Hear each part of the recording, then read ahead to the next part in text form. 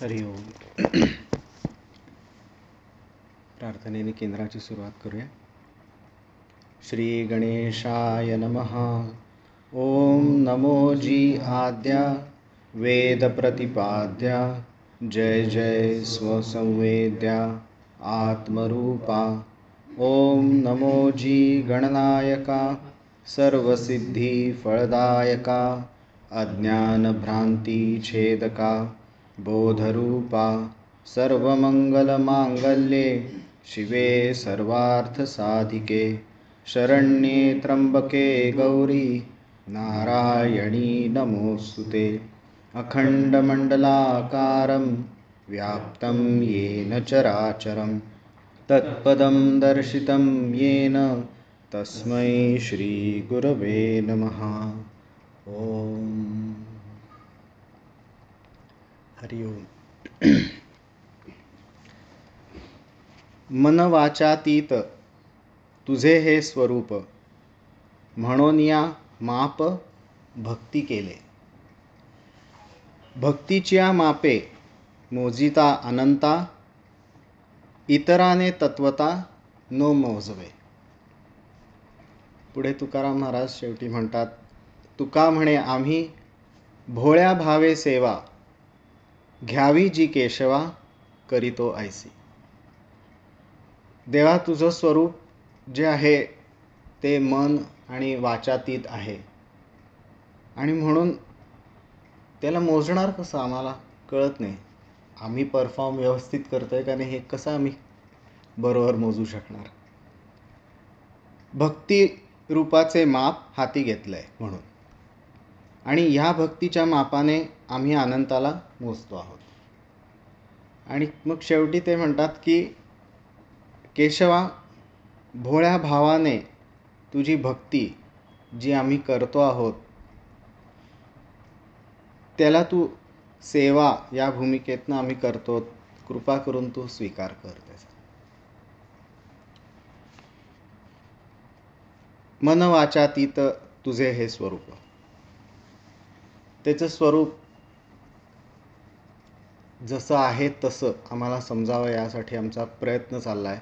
मन वाचातीत जरी असलं तरी आम्ही सुरुवात वाचेपासून करतो, नाम घेऊन त्याचं. कारण तसं करता करता त्याला जी एक्झॅक्ट सुयोग्य असं वातावरण आहे आमच्याच अंतःकरणाचं शुद्ध भूमी ते तयार होणार आहे. म्हणून सुरुवात मला तिथनं वाचेपासून करावी लागेल. मग नामस्मरण ही सगळ्या संतांनी सांगितलेली सोपी सुरुवात करण्यापासूनची गोष्ट आहे जी अतिशय खोलवर प्रत्येक क्रियेमध्ये मुरून राहील अशी. आणि मग एकदा गोंदवलेकर महाराजांना एकाने विचारलं, महाराज नामात प्रीती का येत नाही. त्यांनी सांगितलं नाम घेत नाही म्हणून प्रीती येत नाही. किती वेळ आपला सुद्धा असा नामाशिवाय जातो, कळल्यानंतर सुद्धा की घ्यायला पाहिजे आहे, जमेल तेवढं घ्यायला पाहिजे, हे सगळं समजलेलं असतं पण नाही होत. आणि मग पण ह्या साधकाचं क्वेश्चन थोडा वेगळा होता. त्यांनी म्हटलं नाही महाराज क्षमा असावी, नाम घेतोय पण प्रीती येत नाही. ते म्हटले हा बरोबर प्रश्न आहे. तर मग त्यांनी सांगितलं हे बघ कसं असतं. एक स्त्री आहे, तिच्याकडे कापसाची भावली आहे, तिचं त्याच्यावर खूप प्रेम आहे. आणि दुसरी स्त्री आहे जिचं एक खरं बाळ आहे आणि तिचं त्याच्यावर कसं प्रेम आहे. तो हा नुसतं नाम घेणं आणि तो आहेच हा भाव म्हणजे अभाव नाही, भाव म्हणजे भावनायुक्त असं नाही, भाव म्हणजे तो आहे अस्तित्व. त्या ह्यानी त्याच्या वाचून माझं अडतंय, मला चैनच पडत नाही. ते जसं तिला होतंय तसं तुम्ही नाम घेता का. तसं नाम घ्याल तर प्रीती आपोआप निर्माण होईल की भगवंत आहेच, फक्त नाम घेताना काय. आपण ध्यान करताना सुद्धा किती वर्ष आम्ही पुन्हा पुन्हा प्रक्रिया ऐकली, स्वामींकडनं ऐकली, सगळ्या संतांकडनं ऐकलं, पण ओम ओम ओम सोहम राम जे आहे ते चालू आहे. त्यांनी सांगितलं की श्वासावर ओम सोहम जो मंत्र आहे तो घेतला की मन स्थिर होईल. पण अरे ते अस्तित्व धरून तू करतोयस का, की ते आहेच तिथे ह्या विश्वासाने आणि असं चाललंय का तुझं, तर ते त्या ठिकाणी बरोबर जाईल. ईश्वराचं अस्तित्व वगैरे फार पुढचं झालं. तू आहेस हे तुला नक्की माहिती आहे, पण मग तू ते बरोबर ते जोडलंयस का. ओम म्हणजेच मी, हे पक्क अहो मी आहेच, मग तेच अस्तित्व, ह्यालाच मी ओम सोहम श्रीराम जो काही मंत्र आहे तो म्हणतो आहे. हे इतक्या पक्क्या विश्वासाने तू ध्यान काळात तरी घ्यायला पाहिजेस. देव म्हणजे आपुला प्राण, प्राणासी न करावे निर्वाण, परम प्रीतीचे लक्षण ते हे ऐसे असे, असं समर्थ म्हणतात. पण अमूर्त पूजेची फुले यामध्ये स्वामींचा एक सुंदर लेख आहे. जीव देवात अडकेल का, आणि त्यामध्ये स्वामी म्हणतात की देवा वाचून आपलं काही अडत नाही आणि त्यामुळे देवाचंही आपल्या वाचून काही अडत नाही. तर आमचा जीव देवामध्ये कसा अडकेल हा आमचा प्रश्न असला पाहिजे. आणि त्यासाठी ध्यानेतर काळामध्ये मला त्याची काळजी घ्यायला पाहिजे की अशा कोणकोणत्या ॲक्टिव्हिटीज दिवसभरातल्या आहेत ज्यामध्ये मी अशी सोय केलेली आहे, अशी सवय लावली आहे की माझं देवाच्या वाचून अडतंय. मग त्यात त्यांनी काही उदाहरणं दिली की ठीक आहे, एक सवय की संध्याकाळ झाली की देवापुढे मी दिवा लावीन आणि मनोमन अगदी मनापासून हात जोडून नमस्कार करीन. ते झालं असलं की त्यानंतरच मग सिरियल पाहीन, खाईन, जेवायचं आहे तर ते नंतर जेवण करीन ते. पण हे झाल्याशिवाय हे नाही असं एकदा ठरवलं, मग अगदी खूप कडकडून भूक लागली आणि एकदा खायलाच बसलोय, राहिलंय दिवा तेवढं करू दे. अगदी 8 वाजले, बेस्ट सिरियल आहे लावणार, थांब दिवा लावून तेवढा एक कर. मग असं तू जेव्हा हे करत जाशील तसं सवय होईल की, आणि त्यामध्ये प्रेमही निर्माण होईल. मग कधीतरी काही व्यवधान नाही आहे, पण मला करायचं आहे म्हणून अगदी देवासाठीच फक्त म्हणून मी तो एक दिवा लावतो आहे, एक नमस्कार करतो आहे, देवा सांभाळून घे बस, आणि बाकी काही नाही, नमस्कार. आणि मग तुला काय आवडेल ते तू कर. असं करत गेला. मग कधी गावाला गेलाय, तिथे नाही आहे आता हे सगळं, तर काय करू, मनोमन कर. असं हे करत गेलं की देवा वाचून ह्या एका ॲक्टिव्हिटीबद्दल तरी माझं अडतंय असं होईल. आणि मग ते म्हणतात पुढं की असं ईश्वर स्मरणा वाचून अडणं अनेक बाबतीत व्हायला लागलं की मीच ठरवलं आहे ते, की सकाळी उठल्यावरती जमिनीवर पाय ठेवायच्या आधी कॉटवरनं स्वपाशी जाईन, देवाचं नामस्मरण करेन, मगच पुढचं. असे एक एक एक एक मी जर गोष्टी त्यामध्ये गुंफल्या तर ईश्वर स्मरणा वाचून अडणं अनेक बाबतीत व्हायला लागलं की आपला जीव देवात अडकला असं समजायला हरकत नाही. सोपं आहे तसं, आपल्याला हे करता येऊ शकेल, प्रयोग तर करता येऊ शकेल जेवढा जमेल तितका. मन वाचातीत तुझे हे स्वरूप, एक आहे वाचेचं, दुसरं आहे की आता देव मिळावा किंवा देवाला अतिशय मनापासनं मी हाक मारणे, आर्त आर्त. ह्याच्याबद्दल खूप आपल्याला टी व्हीवरती बघून किंवा संतांचं वाचून की अगदी कळवळून रडून हाक मारतं आणि ते आपल्याला बरं पण वाटतं. तसं की खूप अश्रू येत आहेत आणि मग त्यानंतर आर्त अशी हाक मारली. पण त्याबाबत पण संत नेहमी कॉशस आपल्याला करत असतात की तुझी ही जी भावना आहे तो पण एक विचार आहे, आणि विचार सर्व वृत्तींसारखं उठणं आणि ते बसणं, इथं गेला निघून, ती वृत्ती गेली. तसं होत राहतं, खूप अर्थ आहे, मग नंतर काही नाही आहे, परत गेलं, परत ॲज इज असं होतं आहे. दुसरं त्यांनी हे पण सांगितलं, एकदा तर काय आलं की रामकृष्ण विवेकानंदांना म्हणाले, नरेन तो बघ कसा रडतोय बघ किती, आणि तो कसा अश्रू ढाळतोय, केवढा मोठा भक्त आहे बघ. नरेंद्र म्हणाले, खूप अश्रू ढाळतोय म्हणून तो भक्त असं मी मानणार नाही. त्यांचं बरोबर होतं ते. आणि पुढे हे जी कोण अजून तो साधक होता, त्याचं पुढे ॲक्च्युली असंच खूप भावुकता ह्याच्यामुळे आध्यात्मिक प्रगतीला खूप त्याच्या आड येऊ लागलं ते. कारण नुसती भावुकता असणे आणि मग नंतर ॲक्च्युअल प्रक्रिया नसणे, की एक विचार म्हणून खूप आर्तता आणि मग नंतर काही नाही, असं होऊ शकतं. बऱ्याचदा माझे प्रॉब्लेम्स सॉल्व्ह व्हावेत म्हणूनच आर्तता असते माझी खूप, की देवा फक्त यातनं सोडव तू, मग मी ध्यान करीन, मग माझं सगळं नीट होईल. कारण नाहीतर मला तुझंच ध्यान करतोय पण त्यामध्ये खूप प्रॉब्लेम्स येतात, म्हणून माझे प्रॉब्लेम सोडव असं.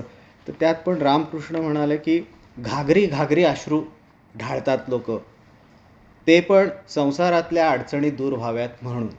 पण देवासाठी कोण अश्रू ढाळतंय का? फक्त संतच अश्रू ढाळताना दिसतात, की बस बाकी काय, देवा तूच पाहिजेस, अस्तित्वाची जाणीव मला समजावी, ह्यासाठी माझे खरंच प्रयत्न चाललेत सगळ्या बाजूने, नाही जमत रे देवा. म्हणून होतं आहे का मला कधी असं, की मी सगळं माझ्याकडनं समजून घेणं आणि ते आचरणात आणणं, प्रॅक्टिस करणं, हे सगळं बरोबर करतोय पण मला जमत नाही. असं ज्या वेळेला ऑनेस्ट असेल प्रयत्न, त्यावेळेला पुढच्या ह्याचं नक्की आपल्याला समजून येऊ लागतं आत्मच. मन वाचातीत तुझे हे स्वरूप, म्हणून या माप भक्ती केले. मग भक्ती म्हणजे काय? जर नुसतं वाचेने मेकॅनिकली घेणं नाही, जर मनाची नुसती आर्तता अशी नाही, जेन्युइन असली, पण भक्ती म्हणजे एकरूपता. भक्त म्हणजे विभक्त नव्हे, विभक्त म्हणजे भक्त नव्हे, विचारे विण काहीच नव्हे समाधान. जे समर्थांनी म्हटलंय ती भक्तीची ही डेफिनेशन इथे अपेक्षित आहे, की एकरूपच आहे आणि तेच हे माप आहे. आणि भक्ती धरून राहणे म्हणजे काय करायचं? माझ्याच अस्तित्वाच्या शुद्ध जाणीवेत माझं अंतःकरण असणं, ही भक्ती. आणि त्यालाच ज्ञानेश्वर महाराजांनी पण म्हटलंय, ज्ञानी येते स्वसंवित्ती, शैव म्हणती शक्ती, आम्ही परमभक्ती आपुली म्हणू. अस्तित्वाच्या शुद्ध जाणीवेत, शुद्ध जाणीव म्हणजे जाणीव ॲक्च्युली शुद्धच असते, पण माझ्या अंतःकरणात विचार आणि वृत्ती असतात आणि जाणीवही आहे, समजून येऊ लागली अशी कंडिशन आहे. ती जाऊन फक्त जाणीवच आहे अशी जी कंडिशन आहे, ती म्हणजे भक्ती. पण त्यासाठी मला ईश्वर प्राप्ती ही एकच गोष्ट माझा लाईफ गोल म्हणून आहे, असं मला पक्क प्रायोरिटी ही करायला लागेल. पण त्यासाठी आधी मला माझंच इंट्रॉस्पेक्शन करायला लागेल, की मी कुठे आहे. जसं कुठली परीक्षा आहे, त्याआधी एक सिलेबस पोर्शन आहे आणि तो ह्या कालावधीत पेपराच्या आधी संपवायचा आहे. तर तो पोर्शन आणि माझं किती झालं आहे, मला किती येतं आहे, हे मला जसं गॅप आणि मग त्यानुसार करायला लागतं, तसं इथे कालावधी म्हणजे आपण आहोत तोपर्यंतच आहे आणि त्याच्याबद्दल काही सांगता येत नाही. आणि त्यामुळे जितकं मॅक्झिमम जमेल तितकं मी करून घेणं, की समजून घेणं. पोर्शन काय म्हणजे काय, प्रोसेस, शास्त्र, हे सद्गुरू संत त्यांनी लिहिलेलं वाङ्मय ह्यातनं समजून घेणं आणि ते ॲक्च्युली माझ्या आचरणात आणणं. या बाबतीत सुद्धा एक प्रसंग छान आहे महाभारतामध्ये, की धर्मराज, युधिष्ठिर आणि सगळे कौरव पांडव गुरु द्रोणाचार्यांकडनं. जसं बाकी धनुर्विद्या आणि हे शिकतायत तसं शास्त्रही शिकून घेत होते. आणि त्यामध्ये सत्य या बाबतीत एक धडा शिकून झाला होता. आणि मग सगळ्यांना सांगितलं की उद्या सगळ्यांनी धडा हा नीट करून या आणि मी तुमची ओरल घेणार आहे. सगळे गेले घरी. दुसऱ्या दिवशी आले. बऱ्याच जणांनी धडा म्हणून दाखवला. बरं ठीक आहे, बाजूला होता. आणि धर्मराज त्याची जेव्हा टर्न आली तेव्हा त्याची मान मात्र खाली होती. आणि द्रोणाचार्य आता सरप्राईज, शॉक्ड की ह्यानी नाही केलेलं. तर तो म्हटला, नाही गुरुजी, पाठ माझं पण झालं आहे, पण सत्य हा धडा आयुष्यभर आचरण केलं तर तो माझ्यात आला आहे धडा आणि मला समजला आहे असं होईल. नुसतं पाठ करून होणार नाही. तेव्हा ते म्हटले, एकट्या ह्याला फक्त समजलं आहे. तसं हे आहे की मला सगळं समजलं आहे थेरॉटिकली, पण त्यापैकी माझं आचरणात किती येतं आहे तर मला धडा तो तितका मला समजला आहे असं मला ॲनालिसिस करत राहायला पाहिजे. आणि आपल्या सिलेबसमध्ये खूप गोष्टी आहेत की ज्या अतिशय सिंपल आहेत, पण त्या आपण अनफॉर्च्युनेटली चुकवत राहतो. किती वेळा मनात येतं, नाही ध्यान काळात जर स्थिर नीट बसायचं झालं तर रोज मनात थोडा तरी व्यायाम करायला पाहिजे. पण आम्ही न्यू इयर रेझोल्युशन थोडं पुढे ढकलत थोडा वेळसुद्धा तो व्यायाम, स्वामी म्हणायचे 3 सूर्यनमस्कार घाल तू फक्त दिवसभरात, तिथनं तर स्टार्ट कर. मग 12 वगैरे नाही शिक, पण 3 तर घाल. 3 मिनटं पण नाही लागणार आहेत त्याला तुला. तर तेवढं, कारण नाही तर मग बसता नाही येत, मग थोडं दुखतं आहे, मग 1 तास होत आला आहे आणि मुंग्या आल्या आहेत, मग पायाची घडी सोडा, परत बसा. आहेत वेज आउट आहेत त्यालासुद्धा, पण ते करायला लागतं आहे. व्यायाम नाही चाललेला. खूप गुळाच्या पोळ्या खाल्ल्या आहेत आणि मग स्वामी म्हणायचे तसं गोड ध्यान लागलं आहे असं. त्याच्या आधी आम्हाला आलेलं असतं आत्मसजेशन, हे भास ना, 1 भास कर आता, नाही 2 विथ तूप मग गोड ध्यान. किंवा असे किती वेळा येतं की आता तुला काहीही नाही आहे खरं करायला, फ्री आहेस तू, सॅटर्डे संडे मस्त मन मोकळं आहे, तू नामस्मरण करू शकतोस आणि थोडं अजून आळस जरा झटकून स्वपाशी जाऊ शकतोस. गो टू सेल्फ हे करू शकतोस आता. पण नाही, आम्ही हल्ली सगळा जो वेळ असतो तो पटकन मोबाईल हातात घेतो आणि तो फिल इन करू टाकतो की गेला. व्हॉट्सॲप काय 1000 प्रकार आहेत आवडते ते करून आम्ही तो फिल इन, मोकळा वेळच नाही मिळू दिला. पूर्वी आम्ही कुठेतरी घरात मोबाईल आल्यावर सुद्धा तो ठेवलेला असे आणि आम्ही आता आम्हाला तो घरात पण सगळीकडे बरोबर लागतो. नाही तर दे ठेवून, जा खाली चालत आणि स्ववरती बघ ठेवता येते का लक्ष, असं आपण स्वतःलाच कधी गिफ्ट देणार. तर हे द्यायला पाहिजे असं धाडस करून. सिंपल गोष्टी तर आपल्याला ह्या नक्की जमतील. आणि ते स्वाध्याय करणे, ते दुसरे करतील आणि आम्ही ऐकू हे आहे, पण मी कधी वाचीन, थोडं 1 ओवी, थोडं चिंतन, कधी अभ्यास केला आहे, असं हे मी मलाच ह्या गिफ्ट्स द्यायला पाहिजे. आणि हे करता जेव्हा ॲनालिसिस आपण स्वतः करत असतो त्यावेळेला एका दैवी गुणाची आपल्याला नक्की आठवण होते तो म्हणजे री म्हणजे लज्जा. बाकी सगळे दैवी गुण नाही आले तरी नक्की, लज्जा नक्की वाटते की अरे काय चाललंय माझं. त्यात सुद्धा संतांनी, ज्ञानेश्वर महाराजांनी हा सुद्धा इतक्या वेगळ्या लेवलला लिहिला आहे की हे दैवी गुणसंपत्ती, त्यांना राहायला जागा कुठली, तर संतांचं अंतःकरण हीच त्यांची, नाहीतर दैवी गुणसंपत्ती राहील कुठं, त्याला राहायला जागाच नाही आहे. आपल्यासारख्यांच्या अंतःकरणात ती कशी येईल. संतांचं अंतःकरण विशुद्ध झालेलं जे आहे त्यामध्ये दैवी गुणसंपत्ती वास करते. पण मग तिथे हा दैवी गुण कसा बरं असेल, कारण विशुद्ध अंतःकरण म्हणजे पाप आणि इतर सगळ्या गोष्टींची लज्जा तिथं असण्याचं काही कारणच नाही.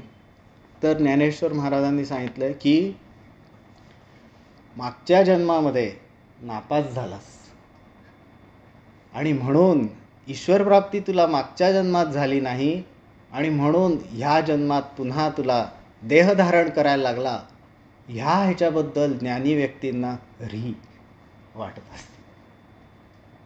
तर ती इतक्या ह्याचं ज्ञानेश्वर माऊलींनी म्हटलंय. पण आपण काय करू शकतो की ह्या जन्मात तरी फुल फोर्सनी maximum as far as possible असतं स्वामी म्हणून तसं ते करायला पाहिजे. आणि त्यासाठी सगळे जसं म्हणतात टायटनिंग ऑफ लूज एंड्स जमतील तेवढे की जर तुला तळ पाहायचा आहे तर काय करायचं आहे, 2 गोष्टी लागतील. आणि ते म्हणजे पाणी शुद्ध लागेल, म्हणजेच जीवन शुद्ध असायला लागेल, आचरण शुद्ध असायला लागेल. आणि दुसरं लाटा नसायला पाहिजेत. याचा अर्थ वृत्तीशून्य तू होऊ शकण्याची तुझी कपॅसिटी पाहिजे. या 2 गोष्टी पाहिजेत आणि प्रायोरिटी पाहिजे की हेच मला करून घ्यायचं आहे. असं सगळं एकत्र येईल. गुरुदेव रानड्यांनी खूप सुंदर एका ठिकाणी एका फिलॉसॉफर बेकन म्हणून त्यांचं वाक्य रेफरन्स दिला होता की in this मॉर्टल fair only profit is God. आणि एक्झॅक्टली तीच गोष्ट समर्थांनी किती वर्ष आधी की हाट भरला प्रपंचाचा, मॉर्टल फेअर हाट भरलाय, हाट भरला प्रपंचाचा, नफा पहावा देवाचा. तर हा की शुद्ध आचरण, त्यानंतर वृत्तीशून्य होण्याची कपॅसिटी आणि त्याचबरोबर प्रायोरिटी हेच मिळवेन, ह्या 3 गोष्टी एकत्र आल्या न कंटाळता जर मी अभ्यास केला तर मला फक्त दारापाशी थांबणे हे एक काम आहे. फक्त कृपा जो आत आहे तो करणार आहे. माझ्या हातात हे आहे की दारापाशी क्षणभर उभा राहा, तेडे मुक्तिचारी साधियेला. तो दार म्हणजे काय, कुठे, जागा इथे. स्वामींचं ते इतकं मस्त आहे ना, कॉम्पॅक्ट, मी इथे आत्ता. त्यामधलं सगळ्या जगात न फोकस मला एका ठिकाणी जर आणायचा असेल तर मी काय करू, इथे. जागा कुठलीही दुसरी नाही, इथे बस. कन्फ्युजन सगळं तू काढून टाक, इथे लक्ष दे. ओके, आत्ता. मागचं नको, पुढचं नको, काहीही स्मृतीत न येणाऱ्या गोष्टी कुठल्या नको, फक्त प्रोसेस रिलेटेड लागेल. आणि पुढचं इमॅजिनेशन काही नको. देव, निर्विकल्प समाधी, ते विलीन होईल, डोंट इमॅजिन. प्रोसेस फॉलो कर आत्ता. आणि सगळ्यात इम्पॉर्टंट मी सोडून इतर कुठेही स्ववरती फोकस कर. बस स्ववरती फोकस कर. मध्ये मध्ये वृत्ती येतील, इग्नोर. ती तुला ओम, सोहम, श्रीराम जे मंत्र आहे तो मंत्र म्हणजेच मी, तो मंत्र म्हणजेच मी, हे करत करत ती ॲबिलिटी छान डेव्हलप होईल की बरोबर फोकस करता येत आहे. आणि बरोबर ठिकाण कुठे विचार आले तर काय करू, त्याच्या उगमापाशी जा. कोणाला येतोय हा विचार, मला येतोय, मी कोण, गो बॅक. परत त्याचाच, त्या विचार आलेल्या विचाराचाच उपयोग करून घे, उगमापाशी जा. मुक्ताबाईंचा तो इतका मस्त अभंग आहे, चांगदेव महाराजांनाच उद्देशून त्यांनी केलेला. उलट उलट माघारा जा प्राण्या, फिर गोते खाशी, भरला पूर मायेचा लोंढा, वाहून या जाशी. भवनदीचे पाणी सख्या मोठ्या ओढीचे, भल्या भल्या पोहणाऱ्या उलथुनी खाली पाडिते. अविवेकाचा पूर बापा वेगी ओसरेना, कल्पना सुसरीची मिठी सुटेना. क्षणभंगूर संसार याचा भरवसा नाही, दुर्लभ नरतनू गेल्या मग तू होशील पस्ताई. म्हणे मुक्ताबाई चांग्या अंतरीची खूण, धरी सद्गुरूंचे पाय, नेतीन तुझला उद्धरून. उलट उलट, हे उलट उलट माघारी कुठं जाऊ, जी काय वृत्ती येते कुठनं आली, कोणाला आली, त्याच्या उगमापाशी तू जा, म्हणजेच ते स्वचा वेध घे. आणि शेवटी जे म्हटलंय, धरी सद्गुरूंचे पाय तुझला नेतील उद्धरून, ते ना आपण पक्क धरलं पाहिजे. चरण, पाय, सद्गुरूंचे पाय म्हटलं, पादसेवन म्हटलं की आपल्याला लगेच इथे लक्षात येईल. तुकाराम महाराजांचा जो उंच देवाचे चरण, तेथे झाले अधिष्ठान, आघाता वेगळा असे ठाव हा निराळा, तुका म्हणे स्थळ धरुनी राहिलो अचळ. असं ते पक्क धरून ठेवा. मी 12वीत मॅथ्स क्लासला जायचो एका ठिकाणी, NM कुलकर्णी म्हणून होते. ते NM कुलकर्णी तुमच्या इथे ते आम्हाला 15-20 मिनटं, एक असा मधला काळ होता, एकच फॉर्म्युला म्हणायला लावला. मी बाकी सगळं कॅल्क्युलस विसरलो, पण तो एक formula, log x derivative 1/x, असं आम्हाला 15. तसं आपलं असलं. चरण म्हटलं की इथे, की चरण, पादसेवन काही इथे, हरी म्हटलं की एक हरी आत्मा, असं पक्क होय. विठ्ठल, काया ही पंढरी, आत्मा हा विठ्ठल, इतकं फिक्स असलं पाहिजे. बाकी काही नाही. वीतचा केला विठोबा, तो हा विटेवरी उभा, असं जे म्हटलं आहे तसं, की पक्क ह्या गोष्टी इतक्या फिक्स असल्या पाहिजेत की म्हणजे इकडे तिकडे जायलाच नाही पाहिजे. मी इथे आत्ता, बस असे पक्क हे धरलं मी. मग मला अतिशय स्पष्ट हे कळायला लागतं की हो, मी आहे. मला समजू लागलं आहे की मी आहे. मग मी ओम म्हणतो, त्याने माझी ती शोध किंवा सेन्स करण्याची प्रक्रिया आपोआप होते, जेव्हा तो ओम मंत्र म्हटलेला नाही आहे. ओम सेन्स करण्याची प्रक्रिया, आणि ॲक्च्युली मला ते सेन्स होणं, मी आहे, हो झालं. पुन्हा, कारण मला थोडंसं ते ट्रिगर लागतो, पुन्हा ओम म्हणजे परत सेन्स करतो मी त्यांनी, आणि मला मी आहे हे समजून येतं. असं पुन्हा पुन्हा करता करता तो ट्रिगर प्रोव्हाइड करण्याची आवश्यकता कमी व्हायला लागते. की कशाला, अरे तूच आहेस ना, मग कशाला लागतंय. पण इतके वर्ष आम्ही श्वासावरती मंत्र, मग मंत्राचा अर्थ, आणि अर्थासहित आम्ही तो वेध घ्यायचा प्रयत्न करून सवय लागलेली असते. तो मोमेंटम इतका असतो की मला, अरे समजतं आहे, तर आता मंत्र नको आहे तुला, असं असून सुद्धा ते येत राहतं. पण आता इथे मग सुरू होतो इंटरेस्टिंग भाग, की मंत्राच्या शिवाय मला स्वची जाणीव पकडता येईल का, हेही पुढचा भाग मला करायला लागतो तसा. पण होईल का असं, होतं, बरोबर होतं. आवश्यकताच नाही आहे त्याची. ते साने डेअरी आहे, ते साने डेअरीपाशी रोज आम्ही काहीतरी घेत असतो. तर त्याच्यापाशी गेलं, आता मला काही बोलायलाच लागत नाही. मी दिसलो की तो 4 ताकाचे पॅकेट समोर ठेवतो आणि त्याला 80 रुपये, असं ते फिक्स झालं आहे. बोलणंच नाही आहे काही, कारण आवश्यकताच नाही आहे. ताक हा मंत्र म्हणायची इथं आवश्यकता नाही. तसं इथं ओम म्हटल्यानंतर पुढे प्रक्रिया होईल, आणि मग त्याच्या तिकडनं परत काही येईल. आवश्यकताच नाही आहे.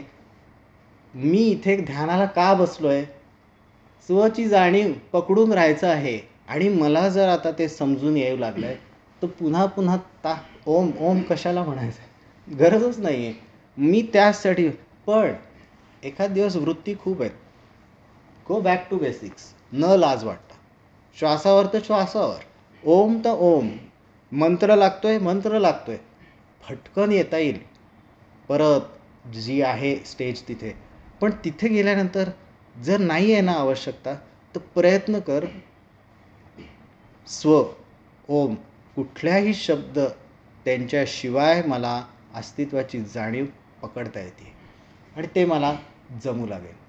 ते एकदा मला जमू लागलं, त्यालाच ॲक्च्युली फार सुंदर ज्ञानेश्वर माऊलींनी म्हटलं आहे की ते ओंकाराचे पाठी, पाय देत उठा उठी, पश्यंतीचे पावटी मागा घाली. म्हणजे ओंकाराच्या पाठीवर तत्काळ पाय देऊन पश्चंती वाणीच्या पायरीसुद्धा मागे टाकली. आता एक आहे बोलून ओम ओम ओम, पण इथे त्याचे मंत्र, ह्या शब्द, त्याचा अर्थ तो जिथे आवश्यकताच नाही आहे. ओंकाराच्या पाठीवर म्हणजे त्याचं ते जे मला करायचं आहे तो अर्थ आहे तिथे आत सीड फॉर्ममध्ये. गरजच नाही आहे तू कशाला बोलतोयस.